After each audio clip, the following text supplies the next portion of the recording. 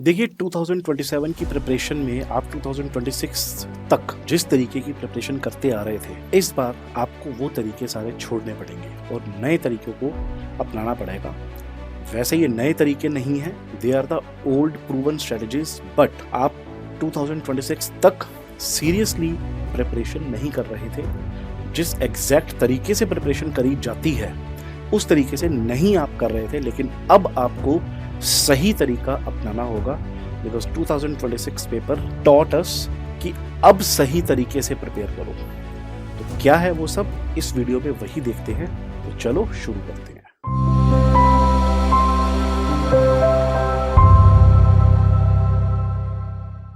Hello everyone, welcome to IAS minute. देखो, इस question पे एक बार फिर से हम बात कर लेते हैं कि 2027 का पेपर कैसा होने वाला है। टफ होगा, इजी होगा, ऐसा ही होगा, किस तरीके का होगा। देखो, ये चीज़ें कोई नहीं बता सकता कि पेपर कैसा आएगा। हमें हमारी प्रिपरेशन हर तरह के पेपर के लिए करनी होगी, ठीक है। तो इस वीडियो के मेन टॉपिक पे आते हैं, तो शुरू करते हैं। देखो, do not prepare by fear. Biggest mistake after 26 is preparing for 27 in a state of absolute panic. देखो, 26 में जैसा भी पेपर आया हो, 27 के लिए डर से अपनी प्रिपरेशन को शुरू मत करो। अगर डर गए तो ये प्रिपरेशन भी पूरी खराब कर लोगे, लेकिन चीज़ों को समझो। अगर समझ गए तो बहुत अच्छे से प्रिपेयर करोगे और जो 26 में हुआ वो दोबारा नहीं होगा। फिर चाहे एग्ज़ाम कैसा भी आ जाए, what ever the exam is, it will not get happen again whatever happened in 2026. So let's see.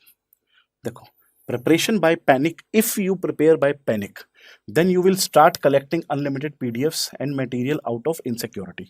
आप unnecessary materials और इकट्ठा करने लग जाओगे, उनको पढ़ने लग जाओगे out of insecurity, जबकि ऐसा आपको नहीं करना। आप इग्नोर करने लग जाओगे बेसिक्स को, running behind the micro facts only. आप माइक्रो फैक्ट्स को ही सिर्फ पढ़ते रह जाओगे, बेसिक्स को इग्नोर कर दोगे। ये भी आपको नहीं करना। Blindly believing prediction videos about the expected paper. देखो, खूब सारी वीडियोस अब ऐसी आने वाली हैं जो 2027 का पेपर प्रेडिक्ट करेंगी। आप ब्लाइंडली उन चीज़ों को फॉलो करने लग जाओगे। अगर आपने सही तरीका नहीं समझा तो आप इन सब चीज़ों में फंस कर रह जाओगे। रिजल्ट 27 में भी फिर वही आएगा। तो समझो बात को।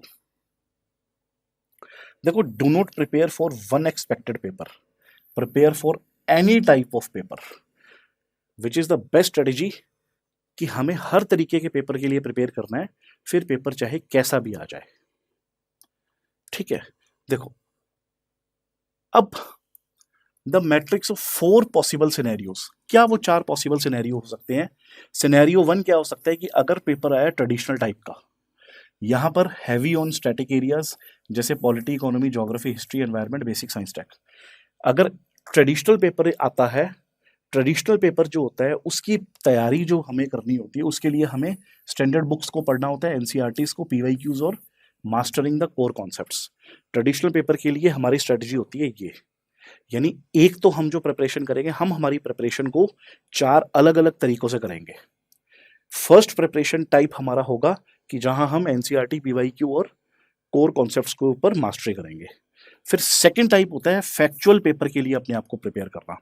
यहाँ पे माइक्रो टॉपिक्स होते हैं जैसे कि organisation, ministry mapping, species habitat, country resources, schemes, reports. इस तरीके के पेपर को प्रिपेयर करने के लिए हमें माइक्रो नोट्स बनाने होंगे। Revise selected current affairs, keep a factual trap notebook. फिर अगर एनालिटिकल पेपर के लिए प्रिपेयर करना है, देखो इस पेपर के अंदर स्टेटमेंट रिलेशनशिप्स ज़्यादा होती हैं, कॉज इफेक्ट होता है, पॉलिसी इंटरप्रिटेशन होती है, इन्फ्रेंस होती है, बेस्ट रिफ्लेक्ट्स होता है। इस तरह के पेपर को प्रिपेयर करने के लिए हमें स्टेटमेंट लॉजिक को प्रैक्टिस करना होता है, इन्फ्रेंस को कंट्रोल करना होता है, ऑब्जेक्टिव फिल्टर्स करने होते हैं, पीवाईक्यू डिकोडिंग करनी होती है, और लास्ट होता है सबसे अच्छा paper, mixed of all the things, a realistic mix, some easy, some factual, some analytical, some very risky. इसको प्रिपेयर करने के लिए apply round wise solving, rigorous attempt discipline and scientific elimination. तो हम हमारी प्रिपरेशन को अब से इन 4 तरीकों से करेंगे, फिर उसके बाद कैसा भी पेपर आए कोई टेंशन नहीं। देखो, decoding the factual paper traps क्या हो सकते हैं? When UPSC sets a factual paper, they rely on micro mapping. You must visualise the data.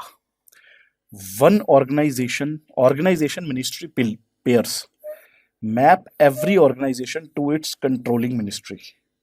Create a dedicated factual trap notebook for these micro topics. फिर species habitat mapping focus.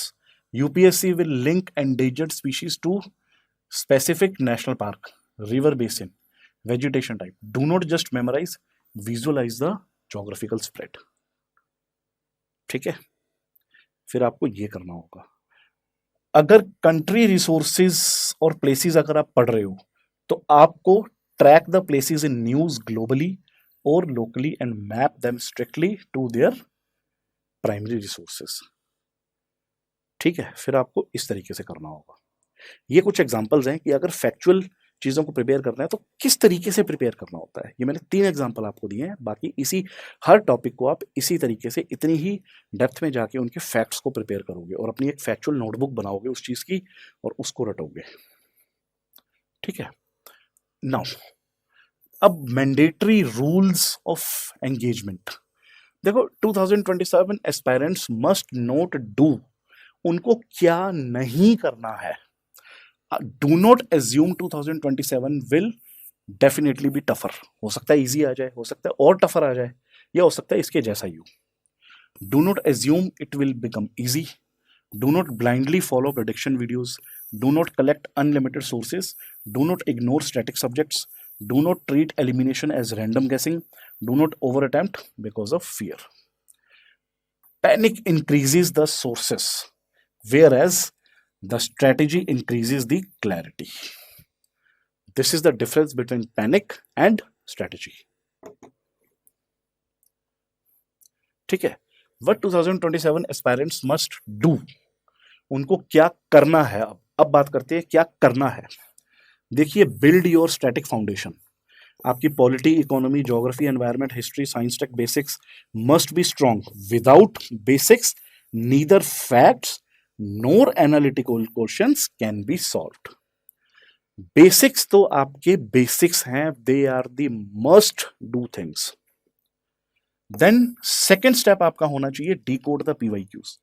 Do not just solve, decode them for what? For question type, for trap word, for statement logic, for current static link, for elimination possibility, for risk level. PYQs are UPSC's behavior manual. Third आपको करना है current static link. Do not read the news headlines. Convert every news into static background, institutions, policy, law, location, possible UPSC traps. ये आप IAS Mint की website पे जाकर daily current affairs को follow कर सकते हो। हम आपको करंट अफेयर्स इस तरीके से ही प्रोवाइड करते हैं वहाँ पे। हम सिंपल आपको न्यूज़ प्रोवाइड नहीं करते, ये सारी चीज़ों के ऊपर हम आपको करंट अफेयर्स ऑलरेडी बना कर देते हैं डेली। फिर आपका फोर्थ होना चाहिए attempt discipline. Classify every question कि ये क्या ये क्वेश्चन श्योर शॉट है, क्या ये सॉल्वेबल है एलिमिनेशन के थ्रू, या ये रिस्की क्वेश्चन है जिसे मुझे अटेम्प्ट या लीव का डिसीजन लेना चाहिए, और क्या वो क्वेश्चन ऐसा है कि इसको छोड़ना ही है। Attempt better through judgement, not fear. ठीक है, अब एक पीवाईक्यू की एनाटमी क्या है, क्वेश्चन समझो। देखो, एक स्टेटमेंट है, मान लो एक ऐसा क्वेश्चन आता है कि the central bank always ensures complete market stability. Statement 2, this is drastically due to recent foreign policy shifts. दो स्टेटमेंट्स आई हैं। अब स्टेटमेंट 1 जो है, ये आपको ट्रैप वर्ड आइडेंटिफाई करना है।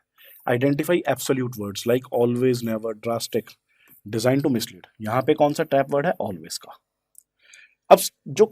अब जो करंट का स्टैटिक के साथ इन्होंने लिंक बिठाया है, how a recent news event was discussed as a fundamental static concept. ठीक है भाई। स्टैटिक क्या है? The central bank always ensure complete market stability. और करंट में क्या हुआ? This is drastically due to the recent foreign policy shifts. Current affair को स्टैटिक के साथ लिंक कर दिया। अब यहां पे स्टेटमेंट लॉजिक क्या निकलता है? Analyse if statement 2 is genuine cause effect of the statement 1। और रिस्क लेवल असेसमेंट यहां क्या हो सकती है कि determining if this specific combination of options allows for safe elimination. ठीक है। नाउ देखो, करंट टू स्टैटिक कन्वर्जन कैसे करोगे? रॉ न्यूज इवेंट हुआ, उसको कन्वर्ट करोगे किस किस में? First you will see the static background, then you will see the institutions involved in it, then the core policy or the law, then location, then its location geography, then possible UPSC MCQ traps। ये सब चीजें आपको isment.com के ऊपर available हैं। Daily current affairs में हम daily current affairs डालते हैं, जो भी होते हैं, जो भी उस दिन की न्यूज होती है उसको इस तरीके से हम डालते हैं। ठीक है, तो आप डेली वहां से जाके अपने नोट्स बना सकते हैं, आप उनको PDF भी डाउनलोड कर सकते हैं। नाउ अब फैक्चुअल शॉक को किस तरीके से मैनेज किया जाता है? तो कोई अननोन क्वेश्चन आया, स्टेप 1 इज दी एकदम शांत रह के उसे सोचो, फिर देखो कि क्या वो एक नॉन एंकर है वहां पे? Is there one word, one ministry, one logic recognise? मतलब एंकर मतलब कि उस स्टेटमेंट में जो दिया है, क्या हम उसको हमारी नॉलेज के साथ लिंक कर पा रहे हैं? अगर एंकर नहीं मिलती है, then no linkage to the knowledge, then leave that question immediately. And if we found an anchor, then use your scientific logic to deduct to the right option. ठीक है। अब अटेम्प्ट लीव कैसे करना है? सबसे पहले फिल्टर करो अपनी नॉलेज को। Do I actually know enough about the core concept to make an educated guess? फिर बात करो एलिमिनेशन पे। Can I eliminate logically based on trap words और एब्सोल्यूट स्टेटमेंट्स? फिर आप गेस वर्क चेक करो अपना।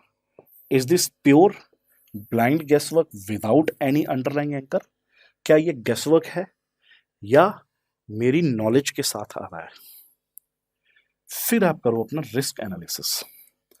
Is the negative marking risk too high for my current round wise attempt? Target strategy मतलब मेरी जो राउंड वाइज टारगेट स्ट्रेटेजी है, क्या ये रिस्की है उसके अकॉर्डिंग या इसको किया जा सकता है? ठीक है। Safest strategy for 2027 is no one can honestly tell whether UPSC prelims 27 will be tougher than 26, but you do not need to predict। आपको प्रिडिक्ट करने की जरूरत ही नहीं है कि कैसा भी पेपर आए।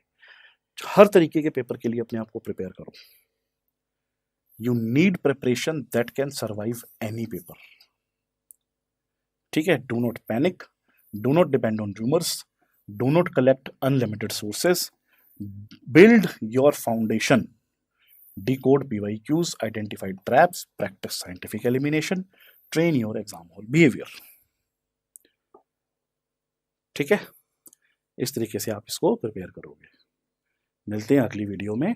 Thank you.